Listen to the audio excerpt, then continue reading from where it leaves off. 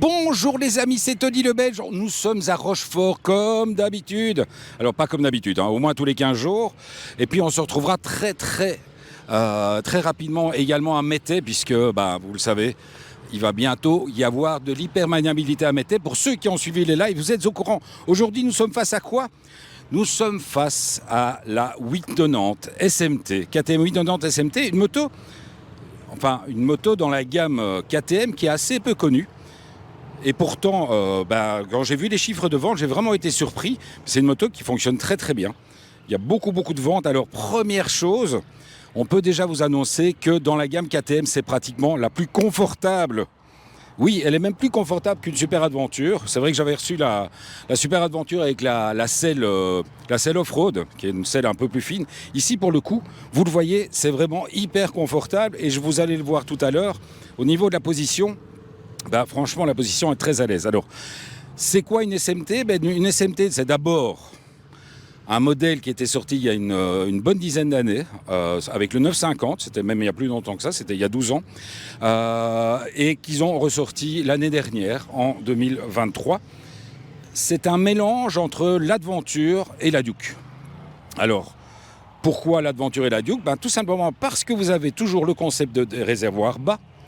Donc réservoir qui est diminué puisqu'on est passé de 20 litres à 14,5 litres, donc c'est un peu plus fin. Une position vraiment assez super motard ou assez trail, sauf qu'effectivement cette moto-ci n'est absolument pas faite pour aller en chemin, et avec une protection surprenante, dirons-nous. C'est-à-dire qu'évidemment vous allez pouvoir acheter un grand pare-brise, vous allez pouvoir changer ce pare-brise, ça va malheureusement casser le look de la bécane. C'est vrai qu'elle est très belle comme ça, elle est vraiment bien équilibrée au niveau du style. En plus avec les jantes orange, etc. Vous connaissez l'idée, c'est super beau. Mais c'est vrai que ce mini saut de vent ne protège pas d'une manière dingue. Alors attention, vous l'avez vu, la semaine dernière j'étais avec la 990 ou la 990 Duke. Ici, c'est le 890, c'est l'ancien modèle, donc l'ancien moteur. Donc c'est un moteur qui développe 105 chevaux. Donc là, franchement, la différence de puissance est assez notable. C'est-à-dire que le 990, comme vous avez pratiquement 1000 cm3 pour le bicylindre, il est beaucoup plus rond à bas régime, il est beaucoup plus coupleux. Ici, c'est vrai que le moteur aime les hauts régimes et elle a un peu tendance à taper à bas régime, ce qui est toujours, c'est quelque chose que vous n'allez pas reprocher à un roadster, vous n'allez pas reprocher ça à une sportive, mais c'est vrai que sur un modèle qui fait un peu trail, on a un petit peu de temps en temps ce manque, parce que c'est vrai que le moteur tape vraiment à bas régime. Autre chose aussi, c'est qu'évidemment on a repris tous les commodos de l'ancienne génération. Alors commodos qui sont bien faits, vous l'avez vu la semaine dernière avec l'essai de la Duke 990, il y avait le fameux bouton surprise là-bas en dessous, qui était le bouton qui permettait de remettre tous les tripes à zéro. Ici, il n'est pas là. En option, vous avez le cruise control qui fonctionne très bien, même s'il n'est pas vraiment, il tombe pas sous la main, mais il est assez facile à utiliser. Et puis il y a évidemment, vous allez pouvoir rentrer dans tous les menus, ça vous le savez, comme d'habitude vous avez tout le menu. Et donc c'est l'ancien tableau de bord qui est un petit peu plus un peu plus fouillis. C'est vrai que le nouveau tableau de bord et c'est tant mieux, le nouveau tableau de bord est beaucoup plus clair. Ici, vous allez pouvoir avoir les 4. Alors, les 3 ou les 4 si vous prenez des options. Parce que c'est vrai que sur ces modèles-ci, qui est à un peu moins de 15 000 euros, KTM vous a gratifié de quelques options un peu ralentes.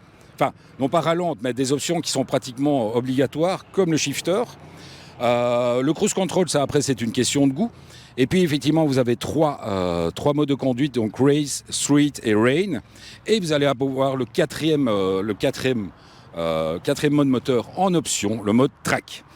Bon, comme d'habitude, ABS, ABS de virage, etc., anti-patinage, anti-wheeling, tout ça, c'est par contre, c'est vraiment d'origine.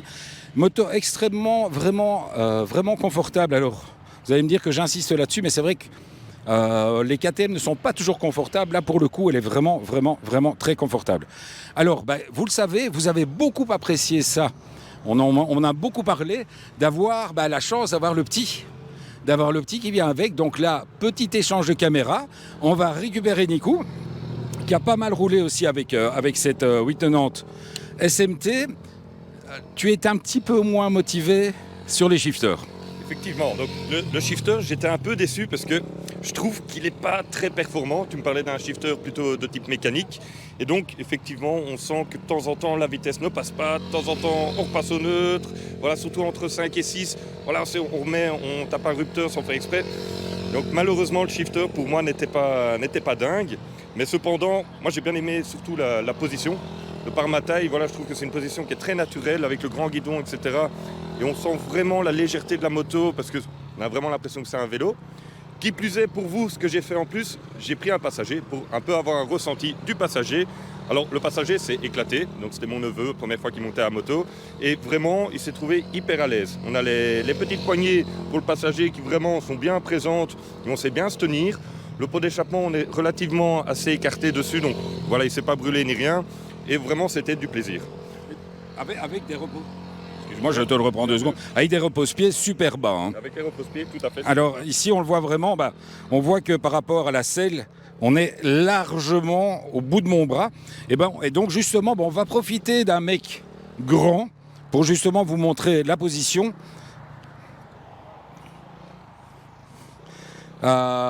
Position qui est vraiment top.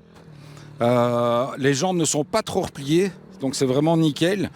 Tu n'as pas. C'était sur quelle moto que tu avais le problème avec c'était sur la Super Veloce? C'est ça, oui, tout à fait.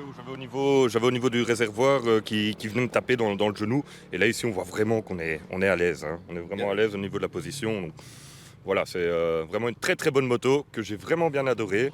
Voilà, le gros bémol, comme je disais, c'était le shifter. Mais sinon, le reste, on dira qu'il manquerait peut-être un poil de puissance pour un duo.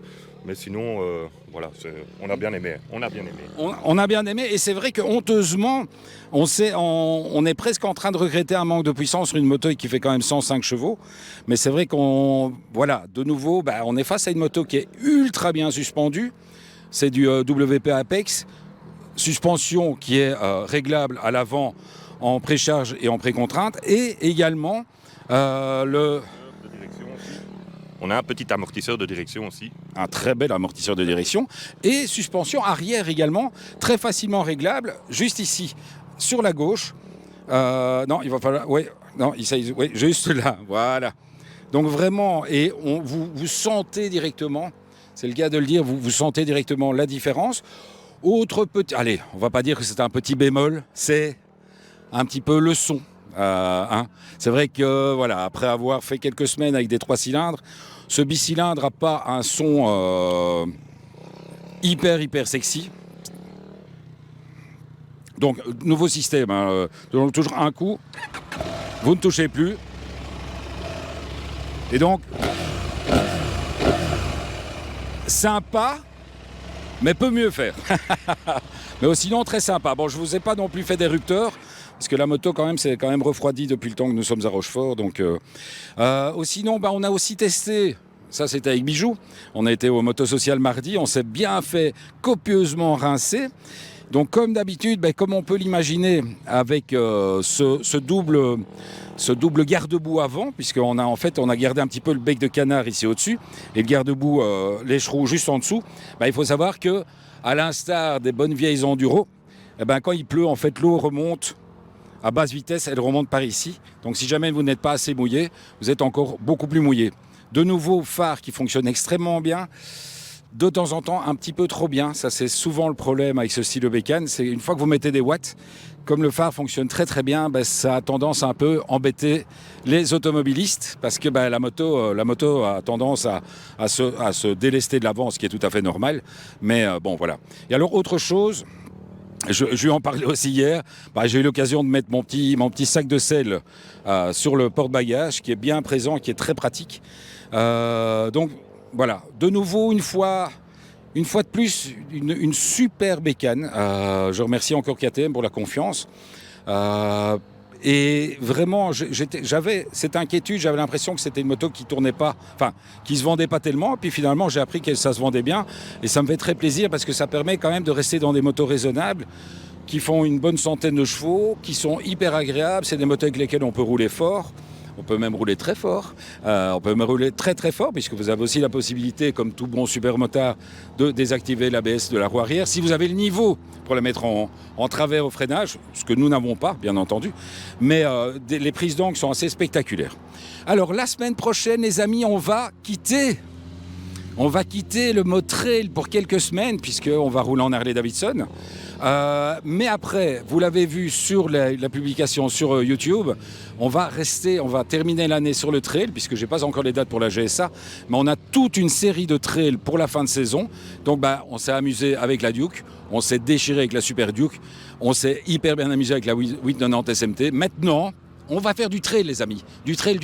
Et donc, n'oubliez pas, le dimanche, 2 dimanches par mois, n'oubliez pas, Hypermaniabilité à Rochefort, c'est franchement top.